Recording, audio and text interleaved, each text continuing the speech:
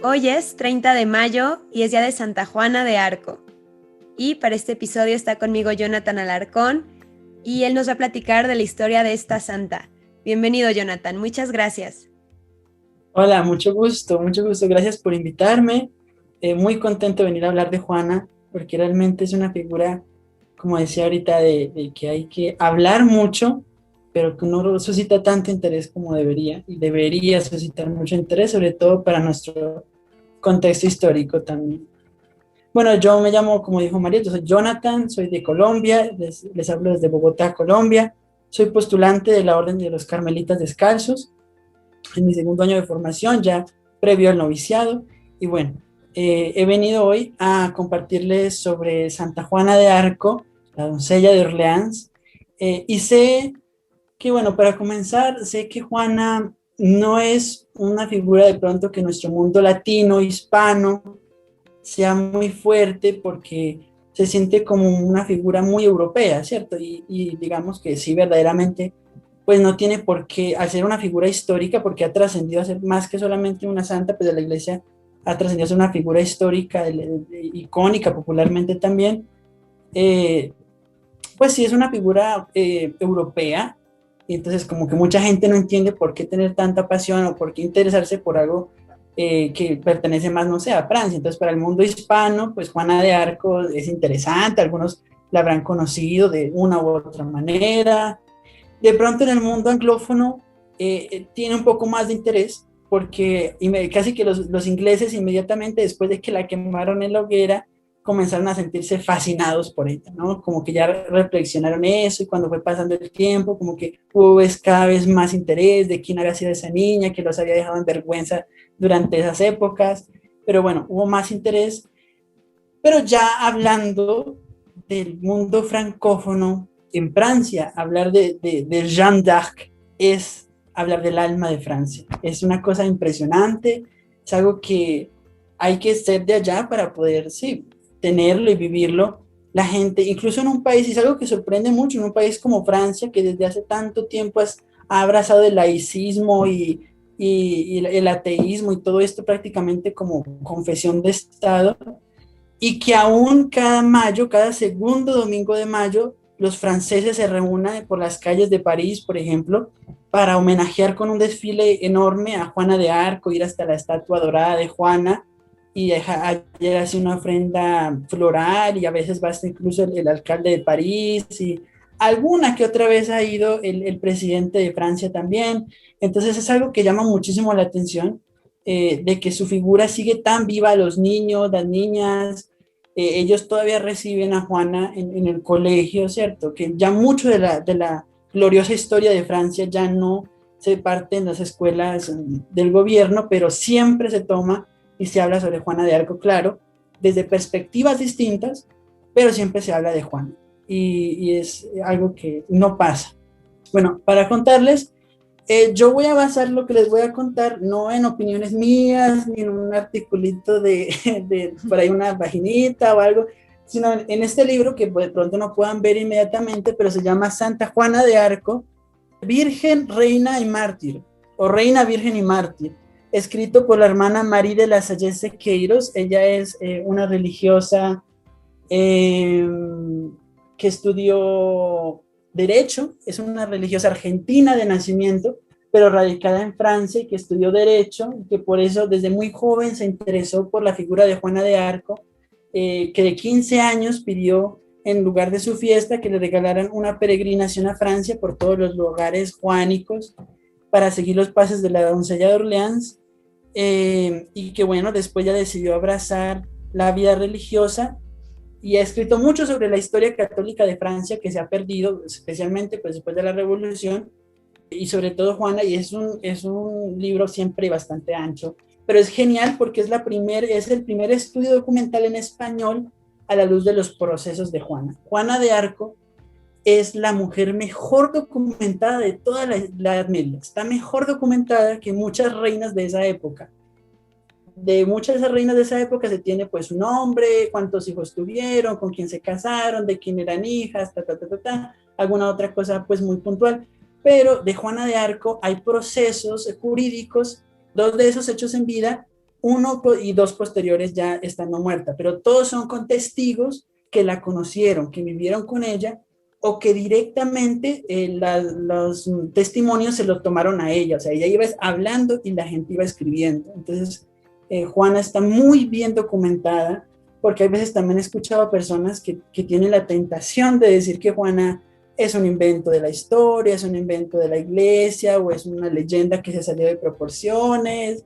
Y no, Juana es muy, muy histórica. Hay comprobaciones totalmente fiables, testimonios de la época de la Edad Media que la tienen muy bien registrada. Entonces, yo me voy a basar en este libro que está muy bien escrito, como les digo, Santa Juana de Arco, Reina, Virgen y Mártir, de la hermana Maris de las Sequeiros, para que el que se sienta como interesado de pronto al escuchar esto, pues también lo consiga y lo lea. Vale completamente la compra. Creo que es una muy buena forma de aprender de Juana, porque hay mucha gente también que he escuchado que la conoce sobre las películas. Hay mucha gente que de pronto no es tan apasionada de la lectura o le cuesta, entonces prefiere ver las películas, que digamos que es una forma mucho más amena y más rápida de conocer una figura. Yo creo que muchos de nosotros hemos conocido a muchos santos por películas, ¿verdad? Pero en el caso de Juana sí creo que es bueno referirse a esta clase de textos, porque al ser una figura histórica tan vasta, mucha gente ha tomado de ella. Mucha gente muy distinta ha dado una opinión respecto a Juana, y eso crea imágenes de Juana de Arco y opiniones de Juana de Arco muy distintas unas entre otras. Entonces, por ejemplo, de las películas últimas, por ejemplo, del 99, hubo dos películas en ese mismo año sobre Juana de Arco, una franco-canadiense protagonizada por Lily Sobieski, que creo que de las que he visto hasta ahora es una de las más fieles, aún preserva algunas partes de la leyenda negra respecto a Juana de Arco, o sea, transmite cosas que no son tan ciertas, pero digamos que en su generalidad es muy apegada a la historia de Juana. Y la otra es la película de Luc Besson, Juana de Arco, o El Mensajero, no sé cómo, The Messenger, The Story of Joan of Arc, en el título original, protagonizada por Mila Jovovich, y que realmente no recomiendo mucho. La película no está hecha realmente con mucho amor a Juana. La misma Mila, que aunque es una actriz muy buena, ella en entrevistas de la época dijo que lo que ella hizo fue representar a una loca y a una neurótica, religiosa, fanática, sumergida en un tiempo lleno de superstición y de religiosidad que no le hacía bien a la gente. Esas son las palabras de la misma Mila. Entonces, pues no sé, cada uno es libre de nutrirse desde sus propias fuentes, pero no me parece pues que es una película hecha con mucho cariño respecto a Juana, y es una tristeza.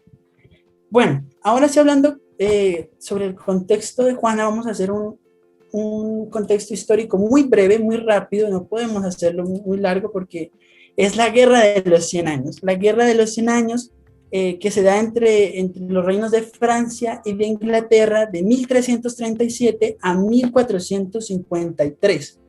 Es una guerra dada entre conflictos entre la corona inglesa y francesa, en el que en el tiempo de Juana, el rey de Inglaterra reclamaba su derecho, porque tenía parte de sangre francesa, entonces reclamaba su derecho a el trono de Francia, porque Francia quedó sin regente debido a que el que debía ser coronado rey francés, la mamá de este príncipe, que en Francia los llaman es Delfín, la mamá de este Delfín lo negó siendo niño y dijo que él no era verdaderamente hijo del rey, del último rey de Francia. Entonces, de esa manera lo hizo no recuerdo cuál es la palabra correcta para describirlos, un bastardo, le llamarían en esa época, ¿cierto? Y le negó la posibilidad de ascender al trono de Francia, y le abrió el camino a uno de sus familiares, el rey de Inglaterra, para que él entrara y reclamara el trono de Francia. Obviamente esto a la fuerza, desplazando a su ejército sobre el terreno francés, conquistando cada vez más ciudades y bueno, hasta someter a las fuerzas que aún se mantenían fieles a la corona francesa de verdad.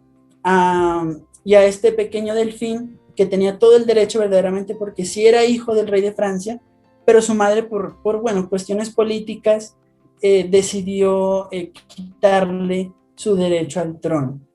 Juana nace en este contexto en 1412 en la pequeña aldea de Don Remy, actualmente hoy conocida como Don Remy la Pucelle, o Don Remy de la Virgencita o de la Doncella, por Juana de Arco, obviamente, el 6 de enero de 1412. No hay mucha seguridad respecto a que haya sido la fecha exacta de su nacimiento, porque pues nadie iba a saber que esa niña iba a ser un icono histórico. Entonces era un pueblito muy pequeño en que una, dos, tres personas sabrían leer y escribir, aparte pues del sacerdote, pero se señala como la fecha más probable, el 6 de enero de 1412, en Don Remy.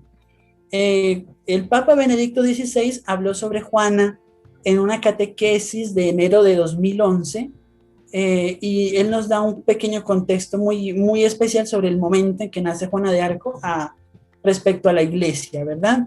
Porque también la iglesia estaba pasando por un momento muy singular.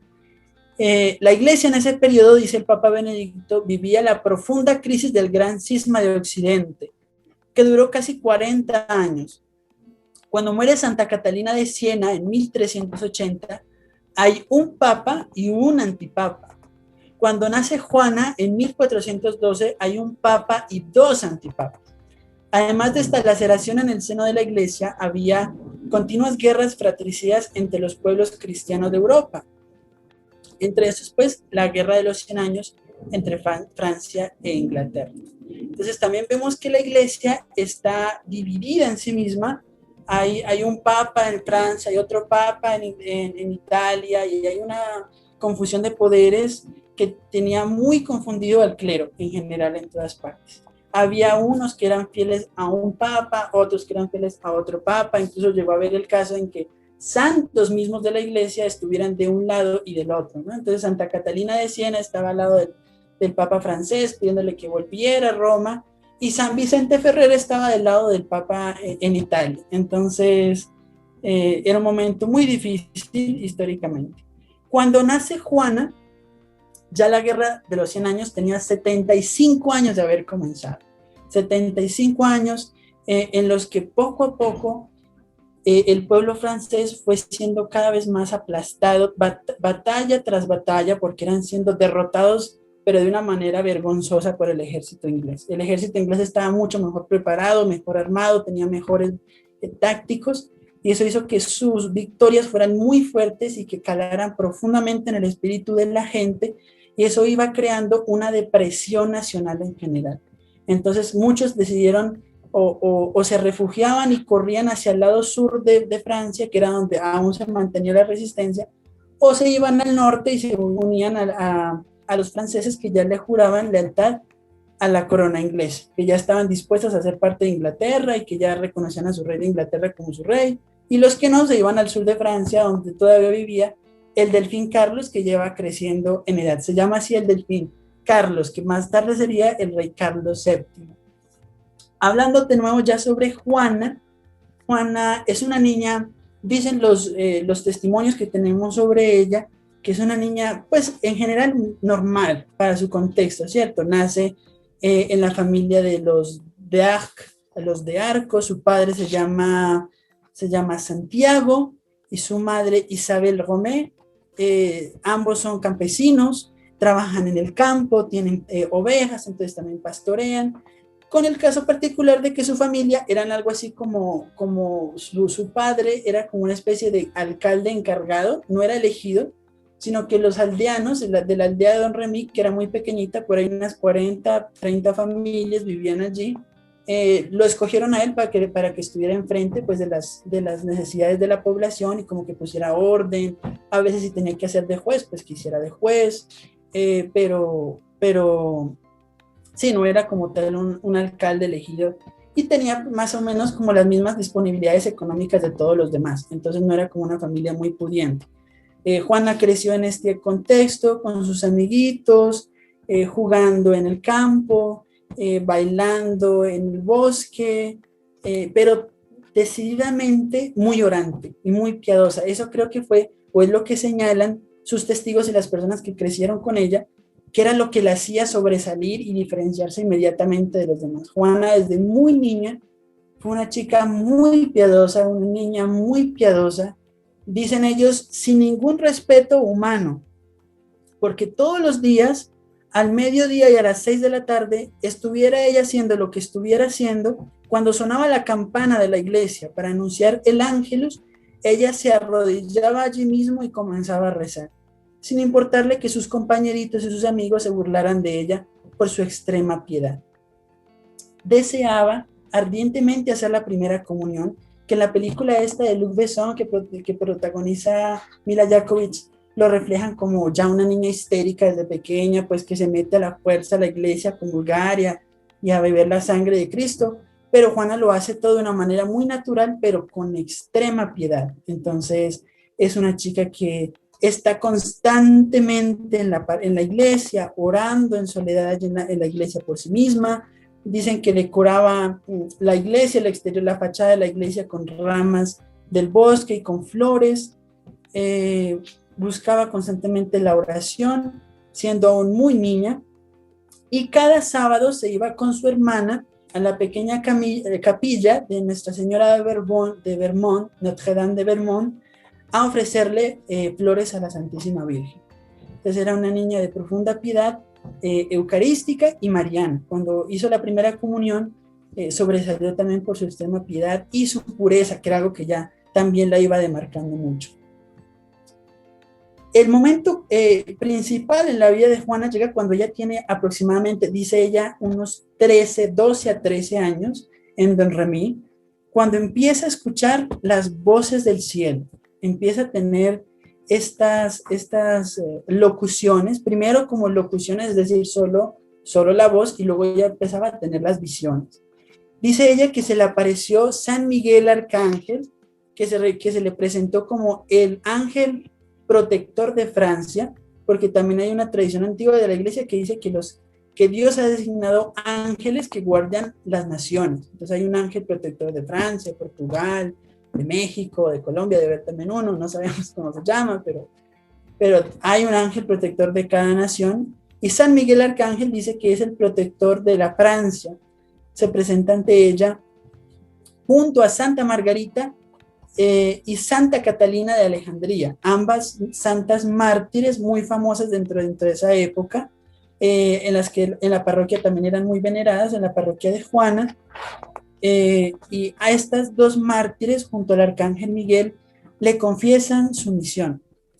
Le dicen que Dios la está llamando, que Dios quiere de ella, que salgan de su pueblito, que se revista con ropa de hombre y que vaya a encontrarse con el delfín Carlos en Chinon, en la ciudad de Chinon, y que le diga que Dios la ha escogido para que ella esté al frente del ejército de Francia y de esta manera puedan expulsar al ejército invasor, al ejército inglés, y coronarlo a él rey en la ciudad de Reims, donde todos los reyes de Francia, desde Clodoveo, que fue el primero, eran coronados. Juana empieza a tener estas voces a eso de los 13 años, dice ella, que no se lo dijo a nadie, no se lo comentó a nadie, ni siquiera a su párroco, no a su familia, y fue creciendo con estas voces más o menos hasta los 16 años, unos 3, 4 años, discerniendo sobre qué debía hacer realmente. Ella era una niña campesina, no sabía leer ni escribir, lo único que sabía era montar a caballo y eso ya era demasiado. Entonces, ¿cómo se supone que iba a ir hasta donde el delfín de Francia a decirle que ella iba a liberar a la nación francesa después de 75 años más? Ya en ese momento había más, tal vez unos 82 años de guerra, en la que Francia era constantemente y vergonzosamente derrotada. Tuvo que armarse de valor y sus voces, a las que ella llamaba su consejo, le decían constantemente: valor, adelante, ve, habla con el delfín, que tú no vas por ti sola, sino que vas con Dios. Juana lo hace y le dice a su papá que se va a ir primero a Vaucouleurs, donde vive un noble francés con el que uno de sus tíos tenía contacto. Ese fue el contacto con el que ella llegó allá. Uno de sus tíos lo conocía a este noble y con este noble podía ir acompañada a Chinon a hablar con el delfín. Su papá ya la había comprometido en matrimonio con un muchacho, entonces eso fue un inconveniente, y ella le confesó que ella ya había hecho voto de virginidad a Dios, que se había consagrado a él y que además Dios le estaba pidiendo esta misión. Ahí es cuando ella le confiesa a su papá, a su familia, que pues Dios le estaba pidiendo esto. Su familia no se lo tomó bien y su papá sí que menos se lo tomó bien. Y ella tuvo que irse, al final le dieron permiso para irse, pero muy a regañadientes, y su papá no quiso hablar con él. Ella se va más o menos con su relación familiar un poco quebrantada. Cuando tenía 16 años se va de Don Remy y parte a Vaucouleurs, donde se encontrará con este noble francés que va a ser su primer contacto con la nobleza francesa. Cuando Juana llega allí donde este noble, gracias a su tío, él la interroga y obviamente para este hombre es muy difícil entender que esta niña de 16 años llegue a donde él, que no sabe leer y escribir, que no sabe nada sobre Dios, que no sabe nada sobre el mundo, que no sabe nada sobre Francia, y que le diga, Dios me está pidiendo que vaya donde el delfín, y que él me ponga al frente del ejército para sacar a los ingleses de Francia y coronarlo al rey. Pues es algo muy raro, como cuando la Santísima Virgen le confesaría a San José que había sido escogida por Dios para ser la madre de su hijo, ¿no? Y que San José, pues, como diciendo ese tipo de cosas y haciendo ese tipo de cosas. Pero por su pureza, su honestidad en Vaucouleurs, y él la lleva hasta Chinon, que era un viaje muy difícil porque tenían que atravesar terreno borgoñón. Los borgoñones vamos a entender como los franceses fieles a Inglaterra. Los borgoñones son los franceses fieles a la corona de Inglaterra. Entonces tenían que atravesar este terreno de los borgoñones para llegar hasta Chinon, donde estaba el delfín Carlos, y era muy difícil, entonces tuvieron que hacerlo de noche, porque si la hubieran detenido y ella con lo vigorosa que era, probablemente no se hubiera quedado callada. Ya en Chinon, cuando llega al palacio, este noble va ante el rey y le dice que una chica de un pueblecito de nadie, Don Remy, así como decían del pueblo de Nazaret con Jesucristo, no, qué bueno puede salir de Nazaret, decía el apóstol Bartolomé. Pues asimismo el delfín pensó, pero ¿qué puede venir interesante de un pueblecito de pastores como es Don Remy? ¿Cierto? Y el noble le dice que esta niña tiene algo muy importante que decirle y que ha sido enviada por Dios mismo para cumplir una misión. El príncipe, el delfín Carlos, lo que hace es, bueno, si esta niña verdaderamente es de Dios, es muy listo, siento yo que fue muy listo en su forma de proceder. Esta niña verdaderamente viene de Dios, Dios la aconseja. Entonces él se quita su vestimenta de príncipe y se la da a uno de sus sirvientes y lo sienta en su trono. Y él se viste con la ropa del sirviente y le dice a todos, van a actuar como si él fuera el verdadero delfín. Y yo voy a estar como un sirviente. Y si esta niña es de Dios, pues tal vez puede que sepa la verdad. Efectivamente, cuando dejan entrar a Juana al salón del palacio, donde está toda la nobleza reunida en esta reunión, en esta fiesta, ella pregunta, ¿dónde está su majestad el delfín? La conducen ante él y dice, aquí está su majestad. Ella lo ve y la gente espera toda que ella haga la reverencia ante el delfín y ella lo ve y dice, no, él no es el delfín. Y mira alrededor del palacio, mira alrededor del lugar del salón y señala a un hombre, va ante él y se arrodilla. Y ese sí es verdaderamente el delfín Carlos. Esa fue como la tarjeta de presentación de Juana frente a la nobleza francesa. Y lo señala, tú sí eres verdaderamente mi señor, el delfín Carlos, a quien Dios me ha enviado para comunicarle su voluntad. Pues es una sorpresa muy grande cuando ella hace esto. Entonces el delfín lo que hace es que se la lleva aparte a un salón cerrado y tiene una entrevista personal con ella, de los que nadie sabe realmente de qué hablaron, pero ella estuvieron allí hablando juntos, y ya posteriormente fue cuando se dijo que el delfín confesó lo que había hablado con él. Juana le dijo, Majestad, usted hace unas semanas estuvo en un palacio, no recuerdo el nombre del palacio, en un palacio Y en esta capilla del palacio, usted oró a la Santísima Virgen en su corazón de esta manera, diciéndole: Madre Santa del Cielo, si verdaderamente Dios me tiene para ser el rey y dirigente de Francia, entonces que Él lo propicie todo para que así sea.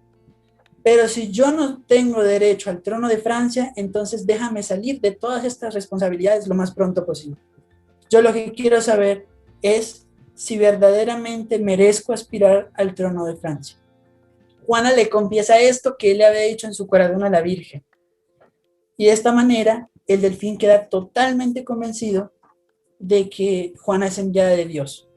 Nadie más podía saber lo que él le había dicho a la Virgen, si la Virgen misma no se lo hubiera dicho, o en este caso Dios mismo se lo hubiera susurrado a Juana. Aunque él queda seguro de que Juana viene de Dios, de todas maneras la nobleza francesa, que nunca quedó totalmente convencida con Juana, le piden que sea sometida a un primer juicio para saber si verdaderamente ella, sus voces son de Dios o son del demonio, o de quién es Juana de Arco que viene, y cuáles son las intenciones de esta niña. Y en Poitiers es sometida a su primer juicio. Este juicio se lo hacen los franceses, los fieles a el delfín Carlos, que esperaban el momento ideal de su coronación. Aquí un tribunal conformado por obispos y sacerdotes franceses la examinan, la interrogan, sobre todo sobre la naturaleza de sus voces. Le preguntan a quién vio, cómo vio, qué fue lo que dijo, cuántas veces los escuchó, cómo era San Miguel Arcángel, cómo era Santa Margarita, cómo era Santa Catalina, cómo era cuando ellos los escuchaba, cómo era su voz. Bueno, ya llegaban a un punto a hacer preguntas un tanto, pues, fuera de lugar, porque le preguntaban, por ejemplo, si el arcángel Miguel estaba vestido, cómo estaba vestido, y Juana muy pícaramente le respondía: ¿ustedes creen que Dios no tiene con qué vestir a sus ángeles? Y así iba saltando esa clase de preguntas, pues, pero al final, bueno, también fue sometida a un examen físico, porque era muy importante. Tal vez nosotros no entendemos eso, pero para ellos era muy importante que ella fuera virgen verdaderamente. Había una profecía en la conciencia de los franceses muy antigua, que data del siglo III, IV, con el mago Merlín. Y él había profetizado que Francia sería perdida por una mujer y rescatada por una virgen. Entonces existía esta profecía de que una virgen un día iba a rescatar Francia, pero ¿de qué? La gente no sabía. Ahora ya sabían. La madre no muy buena del delfín de Francia lo había vencido, lo había negado, perdón, y de esta manera había desgraciado a la nación francesa. Había perdido Francia. Y ahora una virgen era la que venía a rescatar a la nación.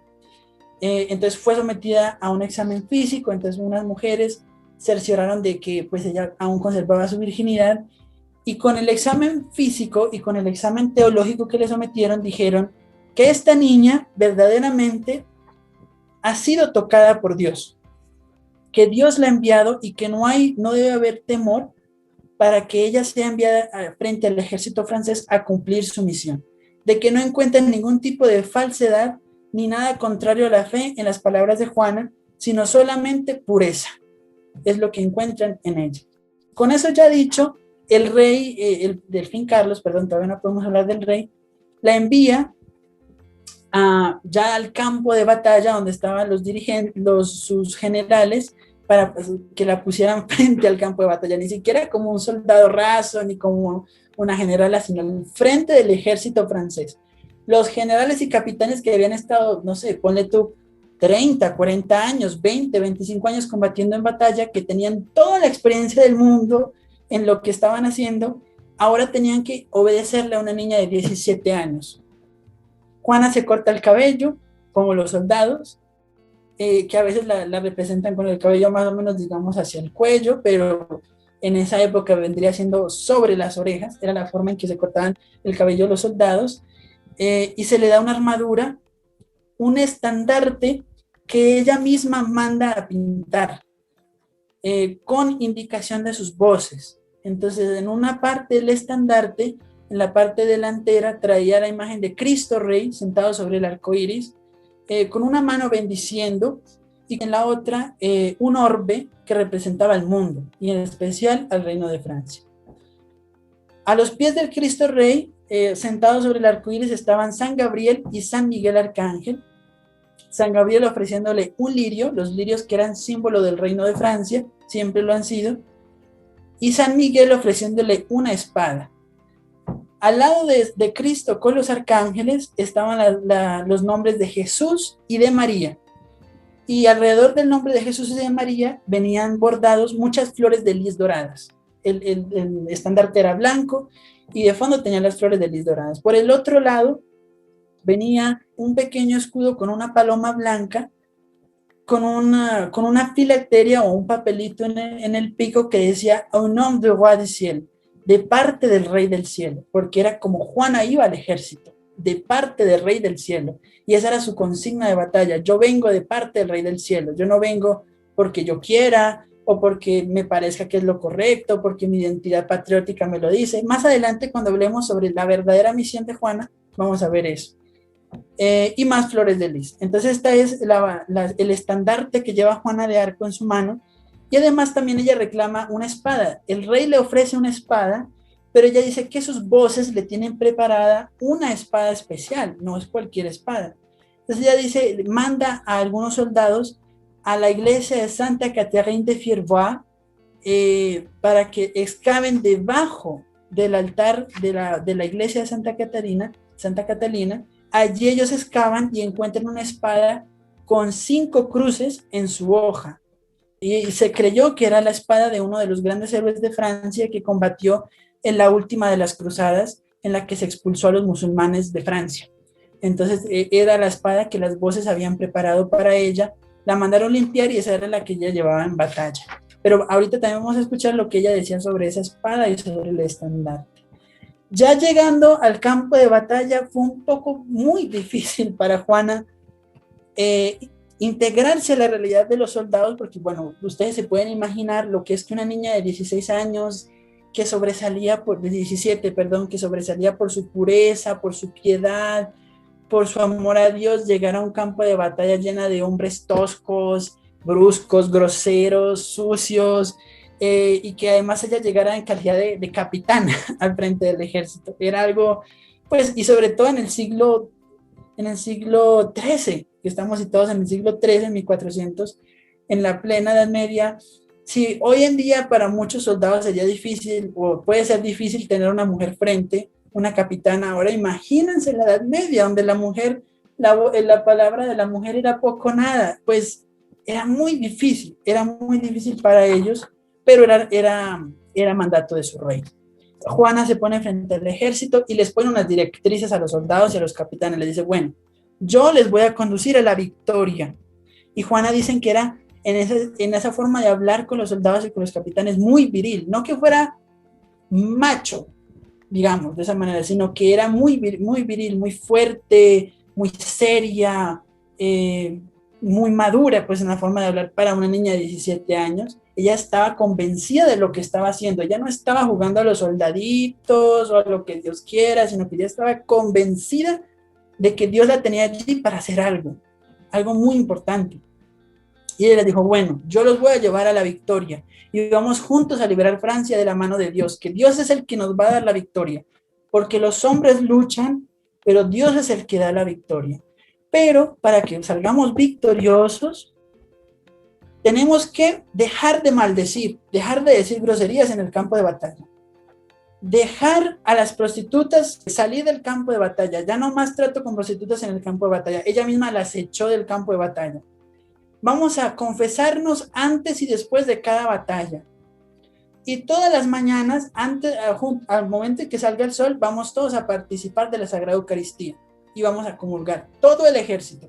Entonces, al ejército de francés tuvo que sumársele un batallón de sacerdotes para que confesaran y dieran de comunión a todo el ejército antes de cada batalla. Entonces, era un trabajo muy dispendioso y muy fuerte. Y Juana era supremamente seria y rígida con esto. Nadie tiene que decir groserías, nadie tiene que hacer el mal. Vamos a batallar en nombre de Dios. vamos a confesarnos, vamos a comulgar, vamos a orar antes y después de cada batalla. De esa manera es que Dios nos va a dar la victoria. Y así lo hizo. Efectivamente, Juana empieza a establecer todo esto en el ejército con mucha dificultad, porque, por ejemplo, había un general que se llamaba la Ira, o la Ira en español, que era conocido por su brutalidad, por su violencia, por ser sanguinario, porque con solo mencionarnos ya los ingleses temblaban por ser tan fiero y tan violento. Y Juana tuvo mucho enfrentamiento con él porque no podía llegar a él y no podía hacerlo dejar de que dijera groserías, de que se emborrachara y de que trajera mujeres al campamento. Bueno, fue muy difícil para ella, pero al final ella lo logra, y poco a poco se va abriendo paso en el campo de batalla, va adelante. Como llevaba el estandarte, y era el estandarte el que siempre llevaba en su mano, no la espada, va adelante de toda la tropa. Y luego al finalizar la batalla, ella va de últimas, siempre poniéndose ella enfrente o guardando las espaldas de los soldados. Van y batallan, y después de solamente 3 días de batalla, de enfrentamiento, liberan a la ciudad de Orleans. Orleans, que era el punto medio, la ciudad que está en el punto medio de Francia, y que era como uno de los puntos más decisivos. O sea, si los ingleses pasaban de Orleans hacia abajo, ya el 65-70% de Francia estaba en manos de los ingleses. Pero si los franceses recuperaban Orleans, entonces ya se podía ir subiendo y la gente podía subir de ánimo. Juana en 3 días hace lo que los soldados en 30 años no pudieron: liberar Orleans. Ella hace que los ingleses retroceden sobre todo con táctica militar. Ella no batalla, ella no es que se baje del caballo y empiece a matar gente. De pronto alguna persona tenga la idea de que es así, porque hay personas, incluso católicos, que he escuchado y he visto decir que no entienden cómo la iglesia haya canonizado a Juana de Arco cuando era una asesina. Pero Juana nunca mató a nadie. Pues ella lo que era táctica militar. Decía: la tropa tiene que estar aquí, esa tropa tiene que venir aquí en ese momento y atacar, nosotros vamos a estar con las barricadas, los de las flechas tienen que atacar en ese momento. Todo eso se lo decían sus voces y ella lo iba sacando, y de esa manera es que iban ganando.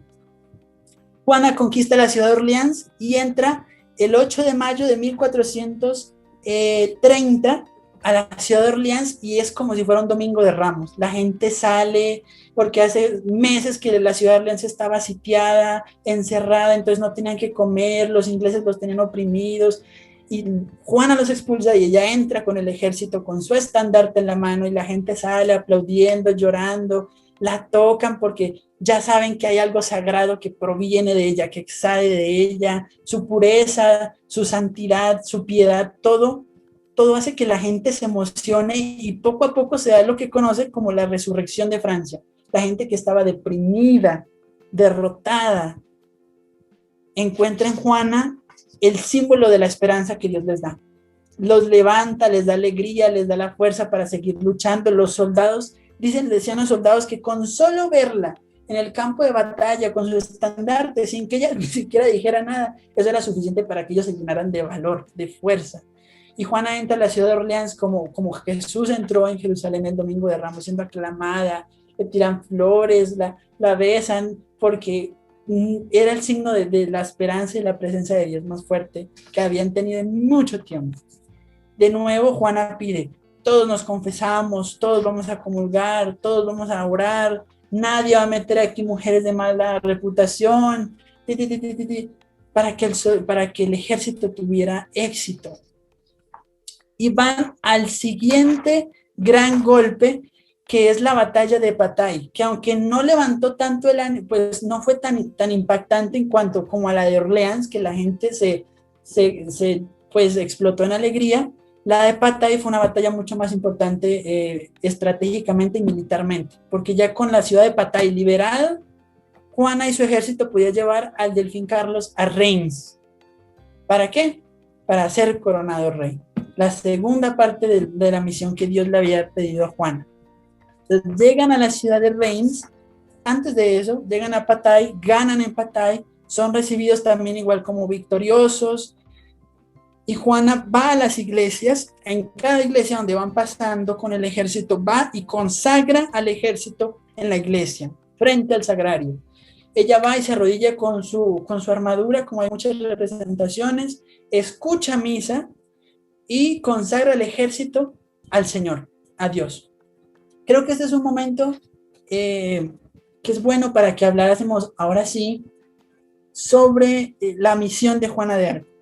¿Cuál era la misión verdaderamente de Juana de Arco? Porque como decíamos al principio, Juana tiene algo que decirle a todo el mundo, a los conservadores, a los liberales, todos han tomado algo de Juana. Los hombres, las mujeres, los militares, los laicos, el clero, los creyentes, los ateos, los jóvenes, los viejos, las feministas, todo el mundo ha tomado algo de Juana de Arco, ¿cierto? Ahora, que eso que hayan tomado sea verdaderamente como fidedigno, que sea lo que realmente Juana quería ser, que represente honestamente a Juana de Arco, eso es otro tema. Pero todo el mundo ha tomado algo de Juana de Arco, siempre. Entonces, primero deberíamos hablar sobre, ¿Juana es una feminista? ¿Sí o no? Porque es uno de los puntos que también mucho se habla sobre Juana de Arco, de que Juana es de las primeras figuras del feminismo y es de las primeras feministas y de las mujeres más grandiosas, de las mujeres no sé qué. Sí y no. Voy a decir, ¿Juana es una feminista? Sí, no, sí, no. ¿Por qué? Juana no es una feminista en el sentido de que no se vería de ninguna manera representada por el feminismo actual, el que a nosotros nos tocó ver. Porque el feminismo actual aboga por otro tipo de cosas. Ya es otro tipo de cosas. Juana en ningún momento fue a la guerra porque pensó que las mujeres debían aportar a la guerra. No. Juana no fue, como hemos visto, Juana nunca pensó en que, hey, las mujeres, ¿qué estamos haciendo? No, ella no pensó eso. Juana nunca le pidió a otras mujeres que se sumaran al ejército, como para decir que es que yo quiero dar el ejemplo porque las mujeres... No. Juana nunca quiso luchar por defender su cuerpo o la virginidad de las mujeres que estaban siendo violadas por los soldados, o no, eso no fue lo que la movió al ejército. Juana no sentía que no sé, que iba a luchar por las mujeres por las que de pronto no estaban siendo, que obviamente en toda época y en toda guerra se ha dado el caso de hombres y mujeres que han sido vulnerados en su dignidad, ¿cierto? En medio de las guerras. Esto es lo que pasa en medio de las guerras. Hace poco aquí en Colombia nos pasó eso. Una chica en Popayán, una ciudad colombiana, fue violada por los agentes de seguridad, por la policía, y ella no lo pudo soportar y se suicidó. Una cosa realmente muy triste y trágica y horrible. Pero eso es lo que pasa normalmente dentro del contexto violento y de las guerras. Y Juana estaría inmersa en ese contexto, pero ella no va a la batalla por eso, no va porque esté luchando por los derechos de nadie, ni de las mujeres, ni de los hombres, sino porque Dios se lo pide. Ella va donde el rey y dice, yo vengo en nombre del rey del cielo, y va a la batalla en nombre del rey del cielo, y va a cumplir la misión del rey del cielo. Entonces, en ese sentido, Juana no es una figura deconstruida, pues no es una feminista radical, no es una feminista de mi cuerpo, mi decisión, no es una feminista de... No es una feminista de esa manera. Ni tampoco estaría identificada, tal vez pues alguna chica feminista hoy en día está inspirada en su corte de cabello en Juana, pero eso es todo lo que puedan tener de Juana de Arco, nada más, que brillaba por su pureza.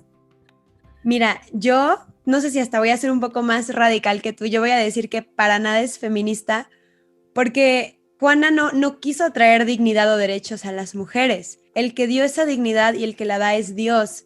Juana jamás, como tú dices, jamás luchó por las mujeres, y sí hubo como un acontecimiento que sí fue un hito en la historia, que haya una mujer que lideró esta batalla tan importante. No fue porque ella quiso, no fue porque ella creía que era lo justo, que era el rol de la mujer, fue Dios. Entonces ahí podemos darnos cuenta cómo es Dios el que da la dignidad. No son las mujeres, no es un movimiento, es Dios mismo. Y Juana no luchó por los derechos, ella luchó por una misión a la que Dios le llamaba. Y si esa misión hubiera sido la maternidad, Juana lo hubiera tomado con la misma fuerza, con la misma entrega. Entonces creo que Juana no es grande, o sea, sí por lo que hizo obviamente en la guerra, pero es que todo era inspiración de Dios. También en la historia hemos tenido muchos hombres que lo han hecho. Sorprende porque es mujer, pero es una prueba más de cómo Dios es el que da la dignidad a la mujer desde cuando Jesús estuvo aquí en la historia, ¿no? Él rompió con esos paradigmas y es una prueba más de las tantas pruebas en la historia que hemos tenido. Entonces, creo que sí es muy confuso y me gusta mucho como romper estos mitos, ¿no? Que hay en torno a Juana, porque es la Esas santa malas imágenes. más querida hasta por ateos. Yo pensé que era una santa falsa. Yo al principio, hace muchos años, yo decía, sí existió, pero no es santa. Mucha gente que piensa así. Y es que Juana no brilló por ser mujer, brilló por ser santa. Totalmente, totalmente, me encanta porque se está entendiendo pues realmente a lo que va esto, ¿no? La verdadera misión de Juana. ¿Y por qué decía yo ahorita que sí puede ser una figura feminista? En el sentido de que es una mujer en la que otras mujeres se pueden ver reflejadas, pero no para ir a reclamar derechos como actualmente se hace, o más bien privilegios, porque ya ni siquiera estamos hablando de derechos, sino de privilegios, sino que es una mujer, una santa, es una figura histórica femenina en la que una niña puede verse reflejada y sentirse orgullosa y decir, yo también puedo hacer eso, y yo también puedo ser igual de valiente y de pura y de santa y de entregada a Dios, y yo también puedo dar mi vida por la gente que yo amo y por lo que el Señor me pone en el corazón. De esa manera, Juana sí puede ser una figura que ensalce el género femenino y que lo inspire, pero de esa manera, ¿cierto? Como también lo puede ser cualquier otra santa, que también vivió perfectamente la vida que Dios le puso en su camino, como puede ser Santa Gianna Beretta Molla en su maternidad, como puede ser una santa joven como la Beata Chiara Luce Badano, o como puede ser la misma la Santísima Virgen María, que es el ejemplo primero y perfecto de la feminidad en el mundo. Esa sí es una santa patriótica, porque eso también muchas veces han dicho, no, es que está muy ligado al patriotismo y el patriotismo no debe ser algo de la iglesia y el Estado deben estar aparte y nosotros como católicos lo que corresponde a nuestra salvación, pero lo que pase con los países, eso no tiene nada que ver. No, Juana sí es una santa política porque se mete en un asunto de Estado. Lo que pasa con Juana es que Dios pone su dedo en los asuntos políticos. Eso es lo que ella viene a decir. No es que Dios esté en la iglesia y ya, y nosotros los católicos en la capillita y ya, y dejamos que el Estado y que los gobiernos y que los reinos se desmoronen y se corrompan y se llenen de un montón de cosas que desfiguran lo que verdaderamente debe ser estar enfrente de tal responsabilidad. No, Juana dice, Dios también tiene que ver con esto, y Dios tiene algo que decir muy importante respecto a esto. Y ahorita les diré la última parte de la verdadera misión que me parece lo más hermoso de Juana y fue lo que a mí me enamoró de Juana por completo, que verdaderamente quién es el que manda en los estados. Para decir esto y para continuar, antes de llegar a Reims nos habíamos quedado en que ya va Juana con el séquito y lleva al príncipe desde Chinon hasta Reims, ya con Orleans y Patay liberada y ya con mucha fuerza, ya con el ánimo nacional levantado y con la gente apoyándola y con el ejército contento y con los generales sorprendidos y con todo el mundo alabando a Dios por lo que ella estaba haciendo. Juana paró un momento en un monasterio, camino a Reims, antes de coronar a Carlos. Es el monasterio de Saint-Benoît-sur-Loire, San Benito sobre el Loire, que todavía existe, y allí en este monasterio hay una placa que recuerda lo que yo les voy a contar ahora mismo. Juana estaba allí y le dice al delfín, Su Majestad, yo tengo que pedirle algo y necesito que me lo conceda. ¿Me lo va a conceder? Ahora ustedes pónganse en el lugar de Carlos. Esta niña de 17 años le había devuelto su reino, había levantado el ánimo nacional que estaba por los suelos, había liberado 2 ciudades que en 40 años no se había podido liberar, y ahora iba camino con ella a Reims para ser coronado. ¿Cómo le iba a decir que no? ¿Cómo le iba a negar eso? Entonces Carlos le dice, por supuesto, manda llamar a sus escribanos, o bueno, a las personas que él tenía allí para que juramentaran todas sus decisiones reales y escribieran y notariaran todas sus decisiones reales, y le dice, escriban lo que yo le voy a decir a Juan y lo que ella me pide, y que eso se cumpla y se dé por mi mandato real. O sea, era algo serio, era algo muy fuerte. Y le dice, bueno, Juana, pídeme lo que quieras. pídeme lo que quieras, que yo por mi honor te lo voy a conceder. Juana le dice a Carlos, Señor, ¿me prometéis daros lo que os pediré? El rey duda y luego le dice, Juana, yo te daré lo que me pidas. Y Juana le dice, Señor, dadme vuestro reino. Le pide el reino de Francia. El rey se queda blanco porque no esperaba que ella le pidiera su reino, porque tanto le costó poder llegar a que lo coronaran para que ahora ya se lo pidiera. El rey estupefacto duda de nuevo, pero comprometido por la promesa que había acabado de hacer y subyugada por el influjo sobrenatural que tenía Juana, le responde, Juana, yo os doy mi reino. Por eso es que este libro del que yo hablo se llama Virgen, Reina y Mártir, porque bueno, Virgen y Mártir se entiende, pero reina pues ¿de dónde sale? Porque por un momento Juana fue reina de Francia. Esto no bastó, dice, y la Pucelle exige que sea redactada solemnemente un acta notarial, como ya se había dicho, y firmada por los 4 secretarios del rey.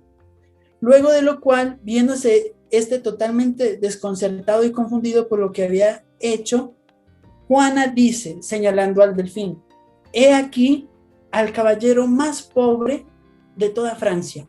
Él no tiene nada. Nadie entiende qué es lo que está pasando. Y después Juana se compone dentro de la iglesia del monasterio y pone voz grave y solemne y dice a los secretarios del rey, escribid, Juana dona el reino de Francia a Jesucristo. Y luego dice, de nuevo con una voz aún más solemne, con los ojos cerrados y dicen que con un espíritu sobrenatural, señores, en este momento es Jesucristo quien os habla por medio de mí, diciendo, yo, Señor eterno, Dios de la historia, doy Francia al rey Carlos. ¿Qué hizo Juana en este momento? Eso se le conoce históricamente como el episodio de la triple donación, porque el reino de Francia se da 3 veces.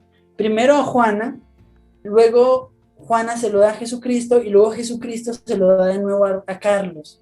¿Qué hace esto? Y prácticamente en todas las películas se ignora. Esto nunca se ha metido en ninguna película, nunca se cuenta sobre ella, ni siquiera en las biografías que nos dan las páginas católicas aparece, que es lo más sorpresivo.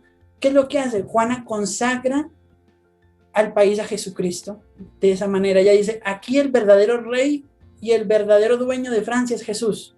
Y es Jesús quien lo da a Carlos. Es decir, Carlos es el lugarteniente de Jesucristo, que es el rey del cielo, a quien le pertenece el reino de Francia, y por tanto todos los reinos de la tierra es a Jesucristo. Los presidentes, los reyes, los primeros ministros son solamente representantes físicos de la realeza de Jesucristo, que Él es el que manda los estados.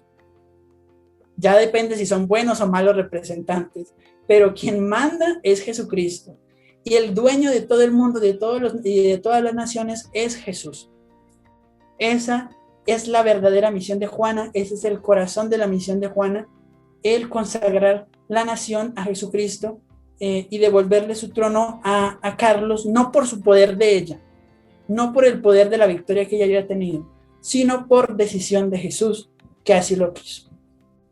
Juana lleva después de eso a Carlos a Reims, donde se hace la ceremonia de coronación, donde yo les digo, en la catedral de Reims, donde todos los reyes de Francia se habían consagrado y donde todos los reyes de Francia se consagraron después hasta el último, después de la restauración, después de la Revolución Francesa. Allí también se coronó al último rey de Francia. Ya había entrado el siglo XIX, si no estoy mal, finalizando el siglo XVIII, comenzando el siglo XIX, y allí se da la coronación, que es una ceremonia que duraba 3 horas, era muy extensa, era una ordenación presbiteral para laicos, hagamos de cuenta, porque ese día incluso el rey se consideraba que era un estado clerical, pero para un laico. Entonces ese día el rey, después de que salía de la consagración y de la coronación, debía imponerle las manos al pueblo, porque con esa fusión del espíritu que había tenido, los enfermos se sanaban, y verdaderamente el rey salía y extendía las manos sobre el pueblo y la gente se sanaba, porque era una consagración no de un Estado dándole el poder a otro, como actualmente, ¿no? Que un político se da el poder a otro, ahí no hay intervención divina, sino que era el rey quien era el rey del cielo quien le daba el poder al rey de la tierra. Sí. Y de esa manera el reinado se volvía un ministerio, como lo puede ser el ministerio de un sacerdote o de un obispo.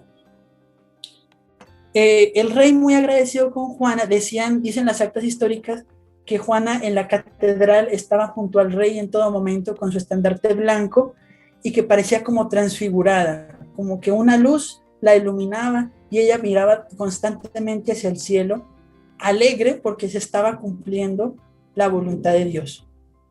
En la ceremonia estuvieron presentes su papá y sus dos hermanos, que se llamaban Juan y Pedro. Entonces es muy curioso porque dicen que era el momento de la transfiguración de Juana. Estaban su papá, que era Santiago, y sus dos hermanos, Juan y Pedro. Entonces allí estaban los tres apóstoles, como estuvieron en el Tabor, junto a Juana también, que estaba siendo transfigurada por Dios. El rey, como premio, le da un título noble a Juana y a la familia de Juana, y él le pide un favor a Juana, pues ahora sí un favor para ella, no para Jesucristo, sino para ella. Y ella lo único que pide es que a su pueblecito de Don Remy ya no se le pidan más impuestos. Y ese favor real se mantuvo hasta la Revolución Francesa, ¿cierto? Cuando cae la monarquía.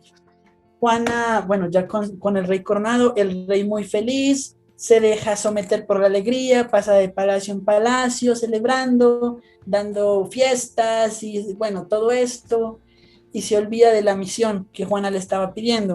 Y Juana con insistencia, bueno, ella sí supera muy rápidamente la alegría, le dice, Señor, Majestad, ahora sí el rey de Francia, hay que seguir, porque París todavía sigue ocupada y tenemos que sacar a los ingleses de París y no podemos permitir que esto continúe y tal, pero el rey ya no le dio importancia a lo que Juana decía porque él ya obtuvo lo que quería. Y esta es la parte triste siempre de la historia, ¿no? De que a uno se le olvida muy rápidamente lo que Dios ha hecho por nosotros. Así, Dios, y se nos olvida Dios y volvemos a lo mismo y es una cualidad muy triste del género humano, pero bueno, el Señor es infinitamente misericordioso. Pero Juana le recuerda, Señor, el Señor me ha mandado a liberar Francia y París todavía sigue en manos de los ingleses y tenemos que sacarlos. Entonces ella se estaba exasperando y pasaban los días y pasaban las semanas y el rey seguía en celebraciones y borracho y en fiesta y Juana, Señor, Señor, tenemos que ir a liberar a París, Señor, Señor, hasta que un día se desespera y escucha que en la ciudad de Compiègne está siendo asediada por los ingleses y que la gente de la ciudad de Compiègne está sufriendo y que no tiene que comer y que no tienen, están enfermos y que bueno, nadie los va a auxiliar, están ahí como corderos en medio de lobos y Juana no espera más y coge un pequeño batallón y se va a Compiègne a liberar esta ciudad. Pero pues cuando ella empieza a buscar el apoyo de sus voces y el consejo de sus voces, las voces se callan. Pide consejo al cielo y ora y ya no escucha las voces y ya Dios no le habla, ya el arcángel y las santas no le dicen nada. Pero ella de todas maneras, ya con un poco de terquedad, se va y dice, no, así a mí no me digan nada, yo tengo que liberar esa ciudad porque, pero lastimosamente esta ciudad tenía una puerta levadiza, esas que vemos en las películas, de que levantan la puerta y la bajan y la cierran, ¿cierto? Como en la Edad Media.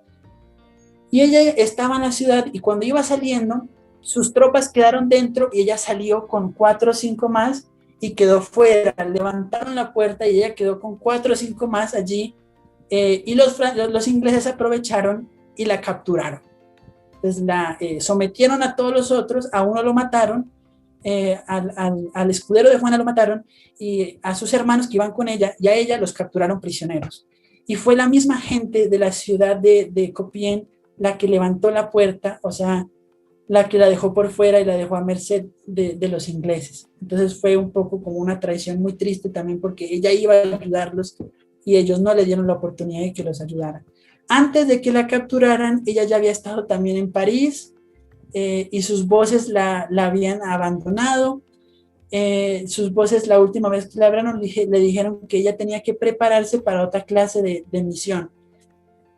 pero ella no entendía muy bien a qué clase de misión se referían, entonces ella pensó que seguía en batalla y bueno, en París fue herida de gravedad en una pierna, se curó muy rápido, pero una flecha le cayó en la pierna. Ya la habían herido antes en Patay, en la batalla de Patay también se había herido, y el ejército se había asustado mucho cuando vieron que se la llevaron herida, pero ella regresó casi que de inmediato y con el estandarte y con el brazo ahí vendado, ¿cierto? Porque le habían clavado una flecha en el hombro, y ella volvió otra vez al campo de batalla herida y eso le dio mucha fuerza al ejército, pero en París la situación fue muy distinta, París la trató muy mal, y ya en Compiègne la capturan.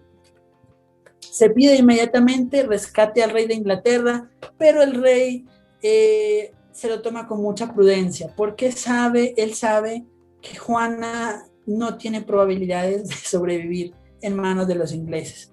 Y pues él ya tenía su corona, la verdad. Entonces ya Juana es llevada primero a una prisión eclesiástica, como debía ser, porque se la iba a someter a un tribunal eclesiástico, es decir, a una inquisición que la juzgara por la forma en que ella metía a Dios dentro de toda su misión, pero rápidamente después la llevaron a una prisión militar del Estado, y ella como mujer no debía haber sido llevada a una prisión del Estado, y ella como mujer debía haber sido custodiada por otras mujeres, no por soldados ingleses, y ella como mujer que estaba siendo juzgada por la iglesia no debía ser tampoco llevada a debería mantenerse en una prisión de la iglesia, pero no, la mandaron a una prisión fue del Estado, donde los soldados la atormentaban, la acosaban y la maltrataban día y noche. Entonces fue un proceso, fueron 1 año y medio de prisión que estuvo encarcelada, muy largo, muy difícil y muy triste. Juana fue juzgada por el obispo de Rouen, Pierre Cauchon, que era un obispo francés, pero borgoñón, o sea, fiel a la corona de Inglaterra. Y por un tribunal eclesiástico conformado por, bueno, muchos dominicos y estatales, exorcistas, teólogos, canonistas, bueno, de toda clase de sacerdote pudiente que pudieron recoger, los llevaron allí. El juicio fue orquestado por la Universidad de la Sorbona, en París, que es la responsable de haber juzgado a Juana de Arco, y es algo que ellos todavía no han contestado frente a la historia. Estuvieron como digo, 1 año y medio con Juana en prisión, tratando de hacerla apurar, tratando de hacerla contradecirse a sí misma, tratando de humillarla de alguna manera, de hacerla caer en el error. Entonces, por ejemplo, le preguntaban, entonces, si tú dices que Dios te mandó, Dios odia a los ingleses. Y Juana contestó, del odio o del amor que Dios le tenga a los ingleses, yo no sé nada. Lo que yo sí sé es que Dios me ha enviado a expulsar a los ingleses de Francia, a coronar al rey Carlos como legítimo rey. Y así va a ser. Los ingleses serán expulsados de Francia. Y los que se queden aquí será porque hallen aquí su tumba. Era muy fuerte, Juana, sin miedo, jamás se presentó con miedo frente al tribunal, aunque eran un montón de hombres letrados contra ella sola, una niña de 19 años en ese momento, jamás mostró miedo, jamás mostró confusión, jamás mostró tristeza, siempre fuerte, enteriza, varonil frente a ellos, nada de dejarse amedrentar ni dejarse engañar, porque sus voces le iban ahora diciendo lo que tenía que decir, pero no para ser liberada, sino para otra clase de misión. En otra ocasión le preguntaron, ¿a ti qué te gustaba más, tu espada o tu estandarte? Y ella le decía, mi estandarte, por supuesto. Yo nunca usé mi espada para matar a nadie. Y si si pudieras escoger entre tu espada y tu estandarte, ¿cuál sería? Y ella dijo, 40 veces mi estandarte. Prefiero mi estandarte. ¿Por qué el estandarte? Porque en el estandarte estaba su misión de parte del Rey del Cielo. En la espada ella no tenía nada más que pues la espada, pero en el estandarte estaba su misión. Y además eso la prevenía de tener que combatir con alguien y herir a alguien. Ella nunca mató a nadie en batalla. Si alguna vez escuchan que alguien diga que Juana de Arco era una asesina y que mató gente y que la iglesia la canonizó, párelos inmediatamente. No, señor. Juana nunca mató a nadie. Ella sí lo deja muy bien dicho en su proceso en Rouen, y este proceso lo llevan los que la condenaron. Entonces la iglesia se inventa que no, este proceso lo llevaron los que la condenaron, sus enemigos. Y ellos mismos anotaron, Juana dijo que nunca mató a nadie en batalla.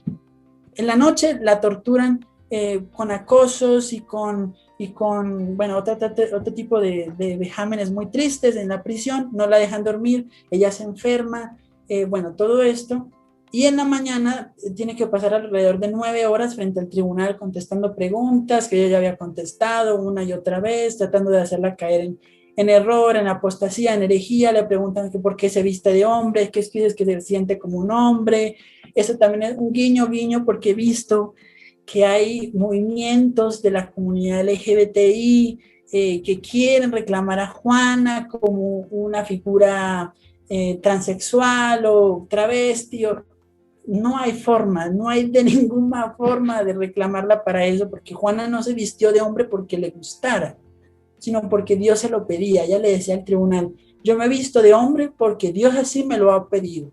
Y si Dios me pidiera que me vistiera como una mujer y me pusiera una falda, yo lo haría. Pero lo que Dios me ha pedido es que me vista de esta manera. Con esa cuestión de la vestimenta de hombre fue que la condenaron, porque hicieron una artimaña horrible para hacerla decir, para hacerla negar o renegar del hecho de que ella se vistiera de hombre. Y le pusieron una ropa de mujer, la vistieron como mujer y le dijeron, bueno, ahora que estás vestida de mujer, si vas a poder comulgar y si vas a poder ir a misa. Eso fue lo que ellos le dijeron, si te vistes de mujer, te vamos a llevar a la iglesia y te vamos a dejar confesarte y comulgar, porque le había negado los sacramentos. Y ella se los puso para poder ir a misa y comulgar y confesarse. Pero inmediatamente, y todo el mundo decía, ay, entonces si se vistió de mujer fue porque ya está negando lo de sus voces, se está arrepintiendo, está negando su misión. Y en la noche, cuando ya estaba en la prisión con la ropa de mujer, entraron unos soldados y la desvistieron y le quitaron la ropa de mujer y le dejaron la ropa de hombre. En ningún momento la violaron, como en algunas películas tratan a dejar de ver que la violaron, que no, eso no pasó, pero sí la desvistieron y la obligaron a vestirse de nuevo de hombre. Esto escondidas, ¿para qué? Para que al día siguiente, cuando fueran a verla a la prisión, ella estuviera vestida de hombre otra vez y que fuera una obra de hechicería y de relapso, y bueno, ya no había necesidad de más pruebas realmente.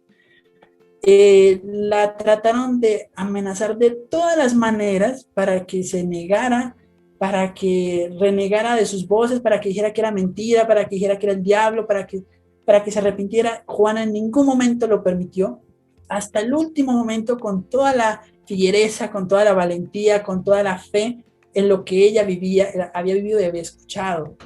Le costó, pero de todas maneras se mantuvo totalmente fiel ante eso. Y unos días antes, hacia el 28-29 de mayo de 1432, Juana es llevada al cementerio de Rouen, donde ya habían preparado una pira para quemarla. Y la amenazaron, le dijeron, bueno, ya que no te quieres convertir, entonces esto es lo que te espera. Esta es la última oportunidad que te damos para que aceptes que eres una hechicera, que eres una hereje, una apóstata, que has llevado al pueblo a la idolatría, todas estas cosas que la querían condenar. Y Juana, aún así, con la hoguera enfrente, dijo, no, yo no puedo negar mis voces. No voy a negar que Dios me ha llamado y no voy a negar lo que Dios ha hecho usándome. Esto también es importante porque muchas películas muestran eso, que Juana por miedo y por hambre y por enfermedad la hacen filmar y luego ella se arrepiente, pero no, eso nunca pasó, nunca lograron sacarle una firma para hacerla arrepentirse de lo que había hecho. Al negarse tan repetidas veces y ya ellos exasperados porque lo que querían era quemarla en la hoguera, desde el momento mismo que Juana llegó a Rouen 1 año y medio antes, lo que ellos querían era eso, la condenan a morir quemada en la hoguera en el viejo mercado de Rouen el 30 de mayo de 1432, en las horas de la mañana. Juana es llevada con una especie de mitra o sombrero que tenían los ajusticiados, donde venían los títulos de relapsa, hereje, blasfema, bruja, idólatra, bueno, todo esto. Juana es llevada a la plaza del mercado, donde se dice que había entre unas 4.000 y 5.000 personas presentes, entre ejército y personas del común. La amarran a la pira, los jueces le dan un último sermón en el que dicen que Juana, la iglesia, esto es muy triste escuchar porque son obispos y son sacerdotes lo que le dicen a esta Juana, y le dicen: Juana, la iglesia te abandona y te echa fuera como un perro relapso, y te deja fuera para que, bueno, quedas abandonada de la voluntad y de la fe de la iglesia, y nosotros te abandonamos y te rechazamos. Y Juana, con 19 años, pues se entrega a Jesús completamente, encomienda su alma a Dios, pide perdón si de alguna manera ella ha ofendido a alguien o ha ofendido a la voluntad de Dios. Eso sí, la dejan confesarse y comulgar antes de... Eso fue el único consuelo que ella tuvo, confesarse y comulgar antes de morir. Y como última voluntad quiere que le sostengan una cruz en el alto mientras está siendo quemada, para que hasta el último momento ella pueda ver la cruz donde murió su Salvador. Así ella lo pide. Uno de los sacerdotes corre a la iglesia del Saint-Sever, del Santo Salvador, en Rouen, que quedaba muy cerca de la plaza de mercado, y trae la cruz procesional, la que se lleva cuando se entra a procesión a la iglesia, y la mantiene elevada frente a la cara de Juana para que hasta el último momento ella vea la cruz.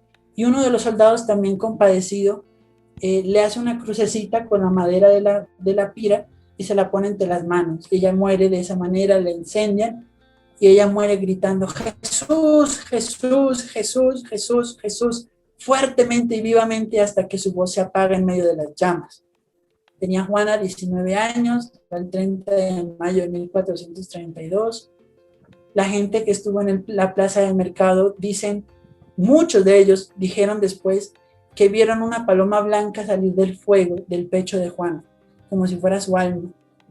Y después el verdugo encontró su corazón incorrupto dentro de las llamas, eso que se le echó alquitrán y mucho carbón y mucha madera para que no quedara nada de ella, encontró su corazón incorrupto.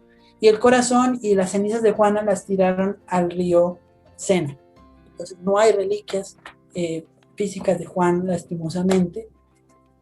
Parece que la historia termina muy tristemente ahí, pero 20 años después su mamá, Isabel Romé, pide que se levante su caso de nuevo, que se abra el caso de nuevo y se hace un nuevo proceso. El tercer proceso, ya tenemos el de Patay con el Delfín, el de Rouen con los ingleses, y este nuevo proceso en el que el tribunal declara, que el juicio declara que Juana fue encontrada inocente, de que los jueces que la juzgaron 20 años atrás habían sido herejes, apóstatas, porque no reconocían la autoridad del Papa de Roma, porque Juana muchas veces pidió al Santo Padre: lleven mi caso al Santo Padre, yo quiero que el Santo Padre sepa mi causa, ¿verdad? Nunca lo hicieron. Ellos les decían: el Papa está muy lejos, pero no era porque el Papa estuviera lejos físicamente, sino porque ellos apoyaban al antipapa, no al papa verdadero. Entonces por eso no, y Juana reconocida era al papa real. Ella, Juana de Arco, que decía de la iglesia y de Cristo, me parece que son la misma cosa, ¿cierto? Entonces es una hija admirable de la iglesia, siempre fiel de la iglesia, este tribunal lo que hace es eso: rehabilitar su memoria. 20 años después, por obra de su madre, se toman los siguientes procesos, y ya no se volvería a abrir un proceso de Juana de Arco sino hasta 500 años después, a finales del siglo XIX, cuando se comienza el proceso de canonización de Juana de Arco en Francia. Es el obispo de Orleans el que pide a los obispos de toda Francia, la Conferencia Episcopal Francesa, unirse para pedir la apertura de la causa de canonización de Juana de Arco. Ellos trabajan actualmente en eso hacia finales de 1800, hacia los 90 del siglo XIX. Juana es declarada venerable por el Papa León XIII. Ahí es cuando Santa Teresita del Niño Jesús compone estas obras de teatro sobre Juana de Arco, y hace su obra de teatro, se reviste como Juana. Y bueno, ella tenía una gran y especial devoción por Juana de Arco, pero esta es la época en que se resuena la figura de Juana. Teresita compone también, Santa Teresa del Niño Jesús compone una poesía, especialmente pidiendo a Dios la canonización de Juana. Teresita no alcanza a ver la santa, pero en 1909 el Papa Pío X, San Pío X, beatifica a Juana de Arco en la Basílica de San Pedro.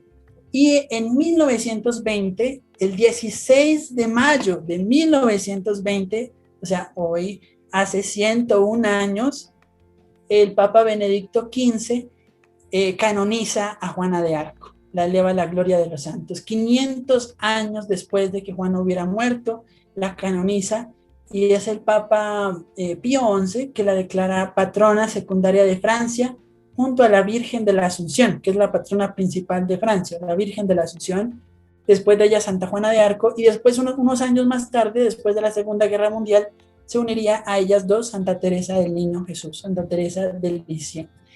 Esa es a largas la historia de Juana. Es apasionante, es bella, es conmovedora, es llena el corazón verdaderamente hablar sobre Juana, y espero realmente que hubiera podido ser de provecho. Creo que siempre hay que volver a Juana para encontrar primero nuestra identidad como católicos, luego nuestra identidad como patriotas. Nosotros no podemos dejarle la patria simplemente a los enemigos de Dios. No. La patria hay que ponerla continuamente en las manos de Dios, como lo hizo Juana, con su vida y con sus acciones, y también con su fe. Juana es una santa hermosa, y me gustaría que, yo espero y pido del Señor que en nuestros países latinos podamos descubrir a Juana, amar a Juana y aprender mucho de Juana, porque aunque no somos franceses, somos católicos, y Juana es de la iglesia. Claro. Entonces, es eso. No, pues muchas gracias, Jonathan. Pues ahorita, bueno, antes de que te pida que hagas una oración pidiendo su intercesión para todos los que escuchamos esto, pues me gustaría agradecerte, y además, pues hay ciertas cosas que noté, ¿no? Bueno, lo que dijiste de Teresita se me hace como un dato muy bonito, una florecita muy bonita en la historia de Santa Juana, porque pues qué bonito, yo me imagino que era de sus santas favoritas. Y qué bonito ser patrona de tu país con tu santa favorita, ¿no? Creo que sí, eso de ser hermoso. Impresionante, o sea, qué bonito cómo Dios le dio eso. Y también sobre la vestimenta de hombre me llamó mucho la atención, porque es que no era si se vestía de hombre o mujer, era que se vistió para la vocación que Dios la mandó, no habían armaduras con faldas, ¿no? Entonces, pero también pienso mucho y digo, ¿cómo la iglesia, bueno, yo así lo veo, es la iglesia verdadera porque incluso admite su error? O sea, la iglesia canonizó a alguien a quien dejó sola y fuera de la iglesia, ¿no? Entonces, creo que a mí, más que desanimarme y sentir como un rencor a la iglesia de cómo quemaste y dejaste solo a un santo, creo que es como, qué grande iglesia que puede admitir este error y que es ahora la patrona de un país, esta santa, ¿no? Entonces, la verdad a mí me fascina cómo lo platicaste. Para mí se me hizo una película. Creo que duró lo mismo que una película, pero a mí se me pasó rápido. Película, perdón. No, es buenísimo, y creo que es una santa que se le ponen muchas cosas y a la vez nadie sabe nada de ella, ni siquiera la fecha en la que estuvo, ni siquiera qué hizo realmente o por qué fue asesinada, ¿no? Entonces, te agradezco mucho, creo que aclaraste muchas confusiones que tal vez muchos teníamos, y creo que diste en el clavo de la verdadera imagen de Juana de Arco, que es la imagen de todos los santos, que es seguir la misión que Dios nos da. Y eso, con lo que más me quedo, y aquí lo anoté, consagrar a Dios nuestra misión y nuestros proyectos. Ella estaba consagrada a su misión, que fue muy grande, pues fue liberar una nación, pero no podemos nosotros pensar porque no es grande a los ojos del mundo nuestra misión, al contrario, ¿no? Como ella, todos los pasos que daba era pues lo que Dios le decía, se consagró a él, y muy, muy cercana a la Eucaristía y a la confesión. También con eso me quedo. A mí me gusta sacar lo que yo desde mi trinchera, desde mi país, puedo hacer, que fue la oración, la santificación de los otros, a los guardias, cómo los quería santificar con oración, con sacramentos. También eso se me hace muy impresionante. Hay que buscar la santificación de los otros, buscar obviamente la nuestra y la consagración de nuestros proyectos. Y pues nada, te agradezco muchísimo, Jonathan. Te iba a decir ya para terminar de que me parece que Juana de esa manera nos propone un itinerario espiritual. Pareciera que no es una santa espiritual, pero sí lo es, porque ¿qué hacemos nosotros para imitar a Juana en su forma de actuar? Si yo soy un panadero, si yo estoy estudiando en una universidad, si yo soy un padre de familia, una madre de familia, si yo soy un seminarista con mi causa o bueno, cualquier vocación que el Señor nos ha dado a todos a ser santos, ¿yo qué hago, Señor? Yo soy panadero, tengo esta panadería, o yo tengo esta carrera, o yo tengo esta responsabilidad. Esto no es mío, yo te lo entrego a ti, que eres el rey de mi vida y de mi corazón. Y tú me lo devuelves, pero santificado, consagrado con tu voluntad. Y yo eso es lo que yo vivo y eso es lo que yo hago. Entonces, eso creo que es el itinerario espiritual que nos ofrece Juana. Y bueno, como tú me dices, voy a concluir esta extensa, como yo te dije, es que hablar de Juana es algo demandante, muy demandante. Pero voy a concluir esto orando, pidiendo la intercesión de Juana. Entonces, allí donde estamos en ese momento y si hemos sobrevivido a este podcast tan largo, vamos a pedirle al Espíritu Santo que nos ilumine en este momento, Él que es la piedad de nuestras almas, el que nos hace conocer al Padre. Hoy también en esta solemnidad de la Ascensión el Señor nos ha prometido enviar al Espíritu Santo para que Él nos lo revele todo. Él es el Espíritu el que nos revela al Padre, al Hijo. Te pedimos, Santo Espíritu, nos ayudes con tu presencia en esta tarde, en este momento, esta mañana, esta noche. Ilumina nuestro corazón con tu santa presencia, así como iluminaste el corazón de tu sierva, Juana, la llenaste de valentía, de fe, de pureza, de santidad, para hacer lo que tú inspirabas, lo que tú deseabas. Te rogamos, Señor, su intercesión en este momento. Y tú, querida hermana nuestra, hija admirable de la Iglesia, Santa Juana de Arco, doncella de Orleans, Virgen de los pueblos, modelo fidedigno de pureza, de santidad, de cumplir la voluntad de Dios, te rogamos, te consagramos en primer lugar nuestras propias misiones, para que nos ayudes a, como tú hiciste, luchar con fiereza, con fuerza, pero con toda fe en lo que el Señor nos ha encargado, en nuestra propia misión particular, en nuestra propia batalla particular.